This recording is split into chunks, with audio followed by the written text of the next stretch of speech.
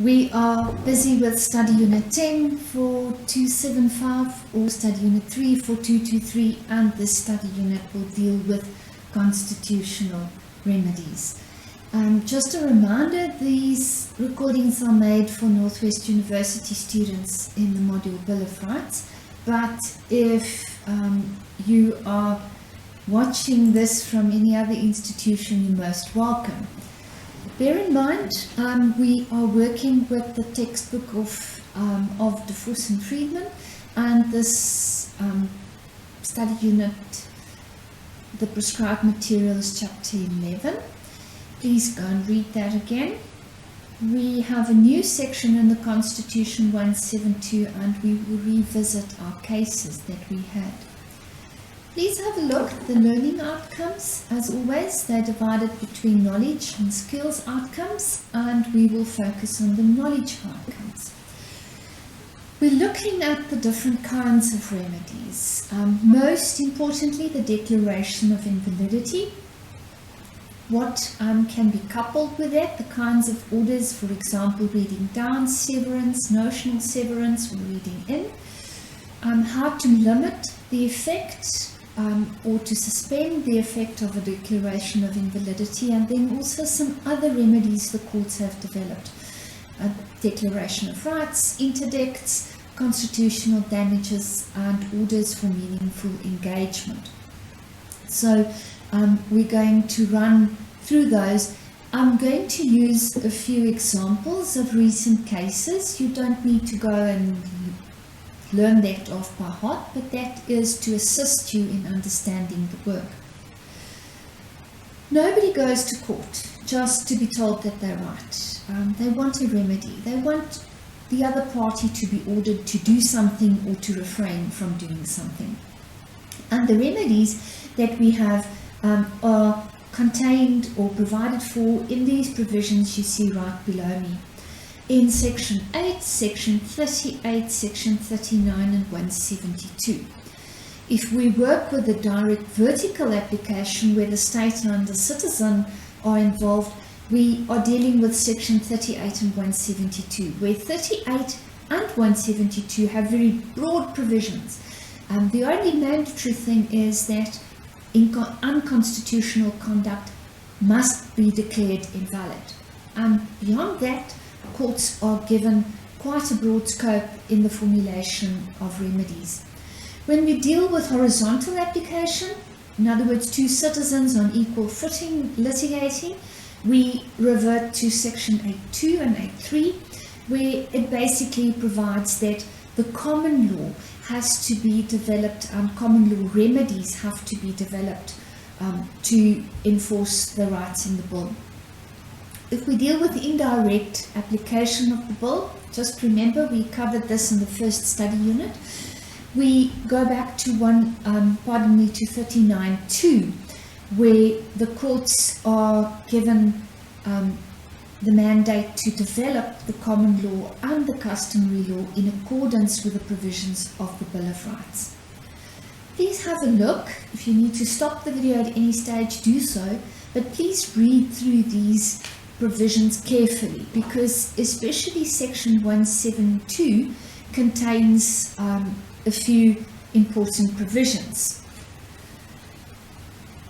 You will see that 38 and 172.2 grant the courts power to develop unique new remedies, whereas the others 8.2, 8.3 and 39.2 refer to existing remedies that should be developed.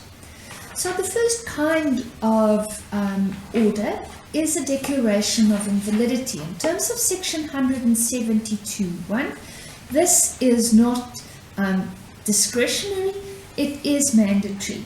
If conduct or an act or any legislation of whatever kind is unconstitutional, it must be declared invalid to the extent of its invalidity. Normally, if something is declared invalid, it means that it is deemed to be invalid from the word go. The fact that the court now pronounced it invalid does not mean that it was valid before. it was invalid, it was just not declared invalid. And this is what is called the doctrine of objective invalidity. A good example is the case of the New Nation movement. Recent case, 11 June, where the court had to consider whether it's constitutional that all members of parliament must belong to a political party.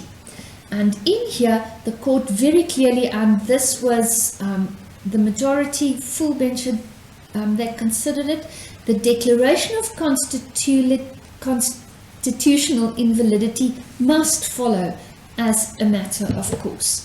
And then the court says there were some arguments, however, the court finds that nothing stands in the way of the very clear provision of section 172(1) that it must be declared invalid to the extent of its inconsistency. Okay, so what does the court do in the end? If we just go down a little bit, it says here that it is declared that the Electoral Act is unconstitutional to the extent that it requires that members should be members of political parties. Okay, invalidity. Now, this can be coupled with a number of other orders as well. And reading down is actually a way the court is saving the provision. It may be unconstitutional, but by interpreting it in a certain way, we can actually save it from being unconstitutional. So the court will, for example, do what it did in the case of the Independent Institute of Education versus KZN Law Society. Here, the dispute was whether LLBs that candidates obtained from Varsity College could be recognized LLB degrees for purposes of being admitted as an attorney. And the KZN Law Society disputed this. They said, no, if we have a look at the way that university is defined in the Higher Education Act, it will mean that Varsity College is not a university. Court says very clearly that one should try to interpret a term according to its ordinary grammatical meaning. It must be done contextually, purposively, and then try to do this consistently with the education provision in the Constitution. So what the court did is the court said the word any university is capable and should be given a meaning that is in conformity with the provisions of section 29(3) of the Constitution. So what the court did is it said, yes, these graduates are in fact qualified to be admitted as attorneys because we interpret this word any university as meaning any university as stated in the Constitution. The next kind of order is an order of severance. And this simply means what the court does is it tries to separate the good from the bad. It just takes out the offending bits. In other words, if a few words or only a portion of the particular act is unconstitutional and the rest of the act can be saved by just removing those bits, then that would be done. That's the fancy word, and the technical word is severance. And what did the court do? Back to the New Nation case that we already looked at. The court said here, the Electoral Act is unconstitutional to the extent that it requires that adult citizens may be elected to the Assembly and provincial legislatures only through their membership of political parties. It means the rest of the Act remains valid.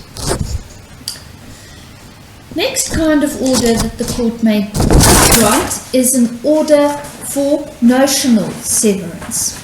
Now, this is actually a way that the court retains the legislation as it is. The provisions are not struck out, but the court instructs or gives an instruction that it be interpreted in a certain way, or in relation to a specific case, it must be applied in a certain way.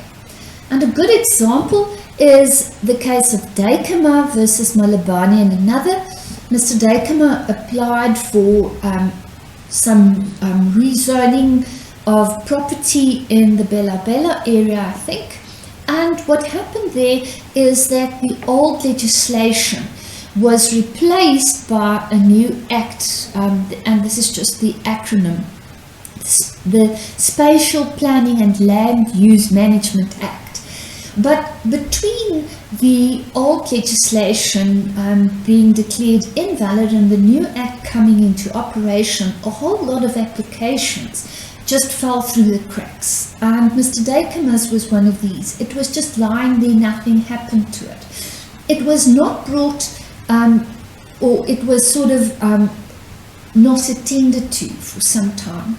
And he was stuck because when he eventually wanted to revive it, the officials told him no, but you need to reapply from scratch. And what the court did here is the court considered the consequences of this particular problem. And the court said that applications that would have been regarded as dead, that can now be revived, means that a lot of these applications will now have to be considered and may have practical problems. But however, it's even worse that all these applications will now just be lost, and it's even worse for these persons who are affected.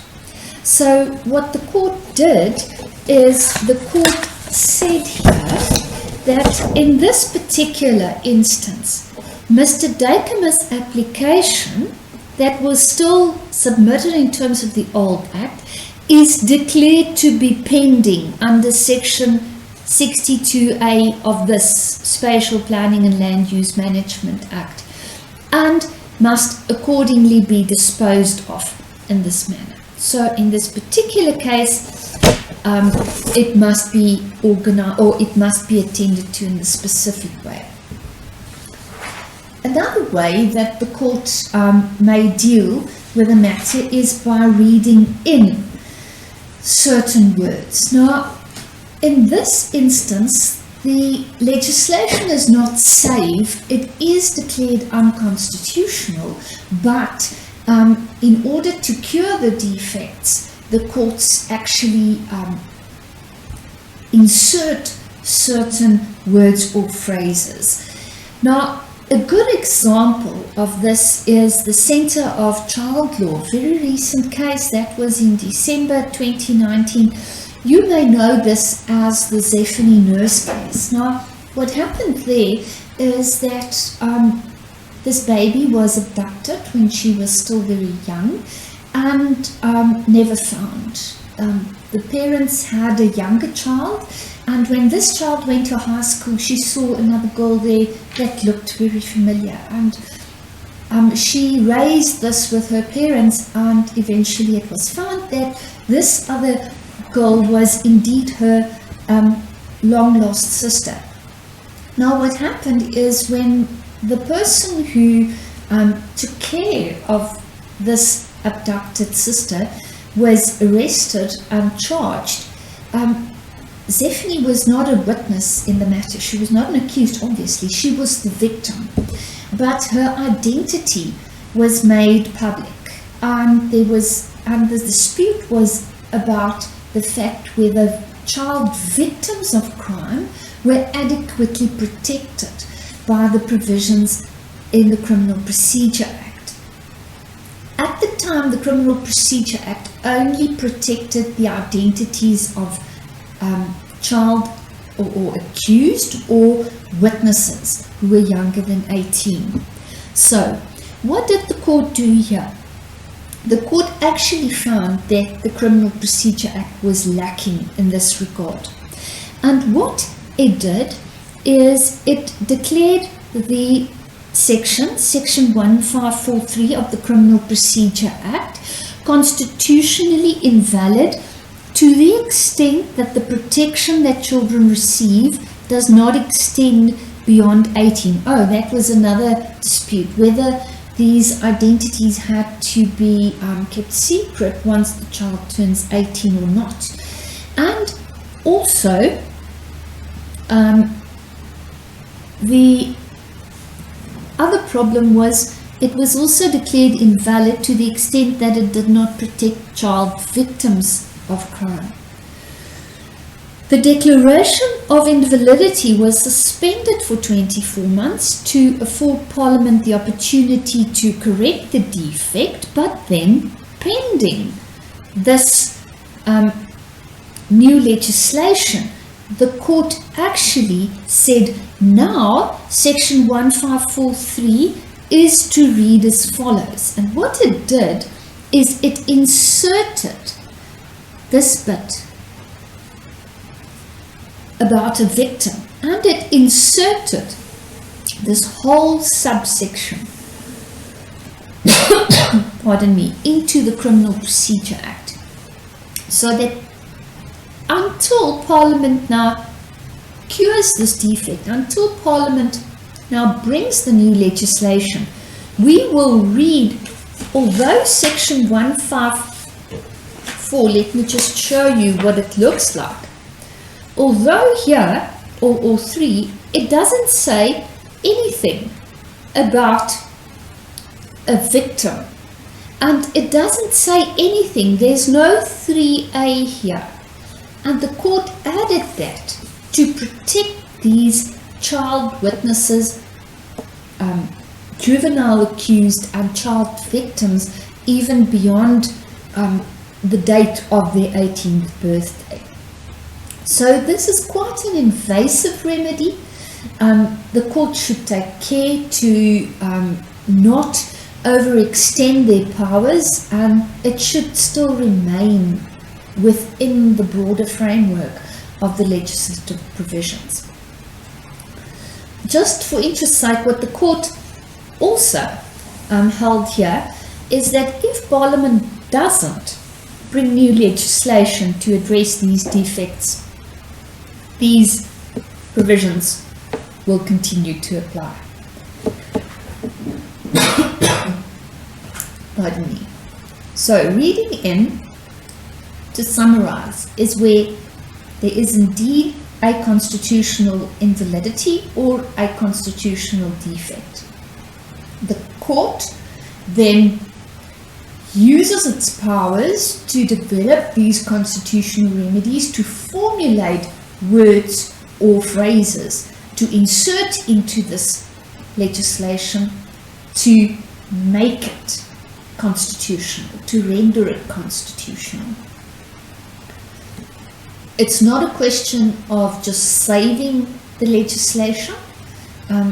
In this case, it's a temporary reading in, pending Parliament's passing of the new legislation, but if they don't, then this will apply.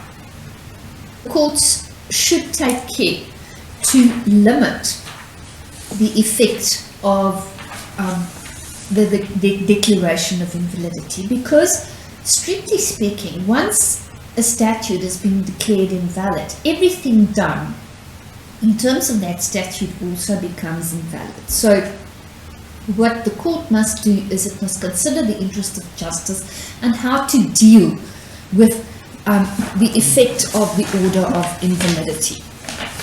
Good example here is the New Nation case. Remember the political party elections case. What did the court do here? It says, in accordance with the principle of objective invalidity, a declaration of invalidity that is not coupled with a limit to its retrospective effect would invalidate all elections that followed the first election under the Constitution. We cannot allow that to happen, as we cannot undo what has taken place pursuant to those elections. The declaration of invalidity must be with effect from the date of this judgment. So what did the court do? It said, in actual effect, the Electoral Act has been in contravention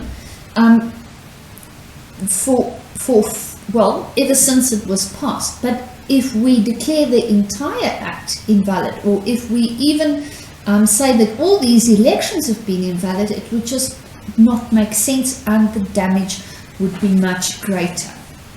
And what the court also did here is the next kind, or the next form of remedy, is the Speaker asked that the order of invalidity must be suspended for at least 36 months. What did the court say? They reckoned that it's not unreasonable, but that was not all that had to be considered. The new electoral system must be in place ahead of the next elections, etc., etc. So those who want to campaign can only start campaigning once they know what the system will be. And with all that in mind, a reasonable period of suspension seems to be 24 months. So what was the order here in the end? The court said that the declaration of unconstitutionality is prospective, not retrospective. In other words, effective from the date of the order, but its operation is suspended for 24 months to afford Parliament an opportunity to remedy the defect. It means that they now have 2 years to go and pass the new legislation.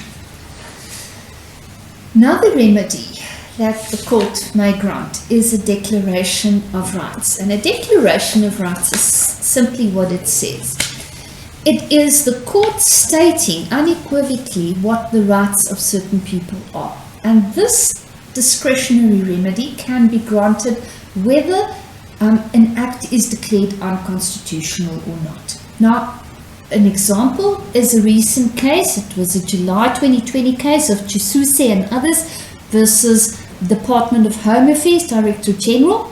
And what the court here did is it did not confirm the declarations of invalidity of the Citizenship Act that the High Court made. So it did not hold that these particular sections were invalid. But what it did do is, because the status of some of the persons involved was not clear, it says the following persons are declared South African citizens and they are named.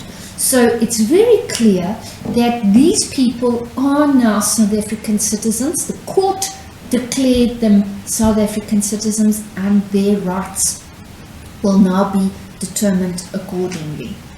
Now, you will also have a look here that the court said the first respondent, the Director General, is directed to register the births of these persons and to enter their details into the population register, assign them South African identity numbers, and cause their identity documents and birth certificates to be issued to them. Now that is a form of a mandatory interdict, because the court is very clear stating they are citizens, and now Director General of the Department of Home Affairs, you must now register their births, give them ID documents, and give them their birth certificates. And that is also the next kind of remedy. And this is a mandatory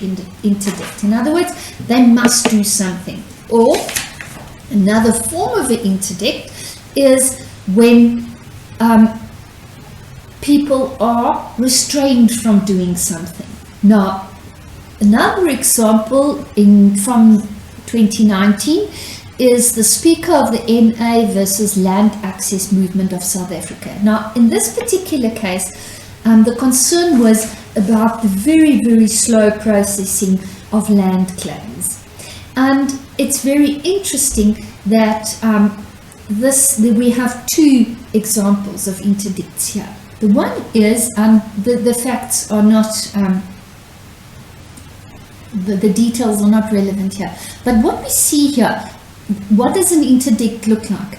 The Commissioner on the Restitution of Land Rights, the Commission, is prohibited from processing in any way any claim lodged in terms of this, between this and that, etc., until, and then one or that. Now, until the date referred to here, no interdicted claims may be adjudicated upon or considered in any manner whatsoever by the Land Claims Court. Okay, so these are things that they may not do, so they are restrained from doing it. What must they do? They must file a report. The Commissioner must file a report with the Land Claims Court at 6 monthly intervals from the date, setting out how many claims are still outstanding, when will they be processed, what is the problem there, what are the solutions, etc., until all old claims have been processed. So what did the court do here? The court said, Commissioner, you must go and do all these things.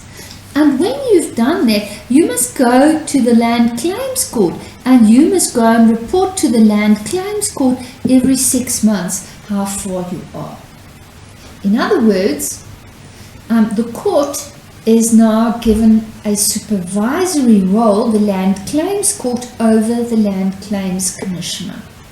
It's not just a once-off doing something or not doing something. It is a continuous monitoring of what the Land Claims Commissioner is supposed to be doing. This is also quite invasive because here we see that, and one of the arguments may be that the courts take over the work of the executive or the administration, but sometimes it's necessary, like we've seen here. Very exceptional remedy is the remedy of constitutional damages. Now, in the case of Forse that is discussed in your textbook, the court did not allow constitutional damages.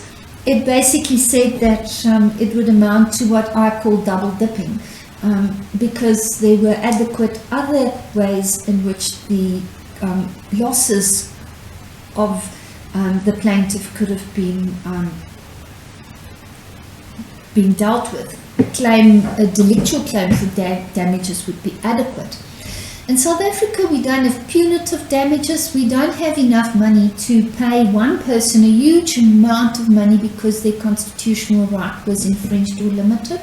So we really have a look at whether, and this is what our court said, whether there's really no other way in which this person whose rights were infringed, the victim, can be assisted.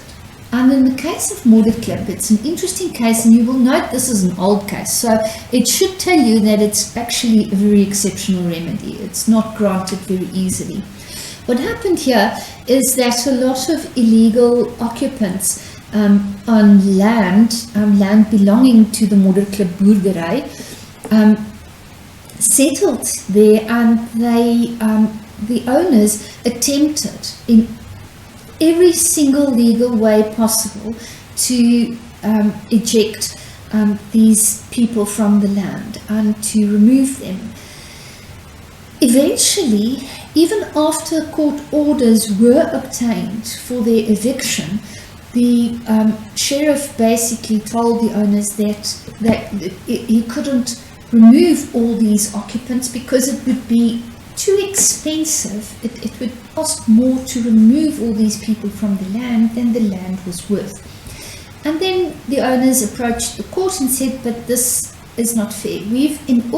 For all practical purposes, our land has been taken from us, and we don't have any remedy. We followed the law. We followed, we tried to enforce all our rights all the way. We did all the right things, and here we are. We can't do anything. And then the court said here, and this is an interesting remedy that the court granted.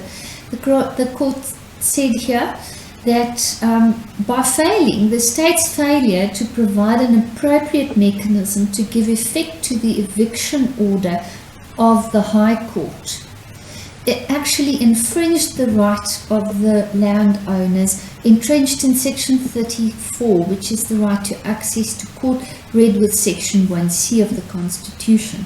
And then it said, declaring that the landowners, is entitled to payment of compensation by the Department of Agriculture in respect of the land occupied by these informal settlers. The settlers could stay until there was alternative measures, or alternative land was made available, and then the court said the compensation was to be calculated according to the formula we have in the Expropriation Act. And if there was a dispute, the parties could go back to the High Court to settle it. So what did the court recognized that these landowners had constitutional rights. They enforced them in every single way possible, but that there was no other remedy that would adequately address the infringement of the constitutional right than compensating them for the land. The last remedy option that is discussed in your textbook is the remedy of meaningful engagement, and the text there is adequate. It's just the option that the court may tell the parties to consult, to engage with each other, and this is actually in line with the ideals of democracy and participatory government. So please have a look at that. To summarize what we've done is the following. The court, in terms of the Constitution, a court has quite a broad discretion regarding remedies. The only mandatory provision is that if conduct is found to be unconstitutional, the court must declare it invalid. So that's either a statute or a provision or whatever the case may be. And this order of invalidity can, or sometimes it need not, be coupled with any other suitable remedy. So what we've seen is we often saw that something was declared invalid and then there was another remedy granted as well. So the circumstances and the facts in a particular case will determine which remedy is suitable under the circumstances. What you need to do is you need to be able to identify the remedies. If you read a case, you need to be able to see, okay, this is what the court did here, and you need to evaluate that. Was it really a suitable remedy? Do you think that there was another option or not? So to complete the study unit, you have now watched the lecture. This is the Thursday lecture. I assume you've read the chapter. Go and reread those cases, the 4 cases we've discussed earlier this semester. Have a look at the remedies, because that's what the question is all about. What were the remedies? Were these the best remedies the court could grant? And then we will have some feedback later in the week. Don't hesitate to ask any of the 3 lecturers if you have any questions or if there's anything that you're struggling with.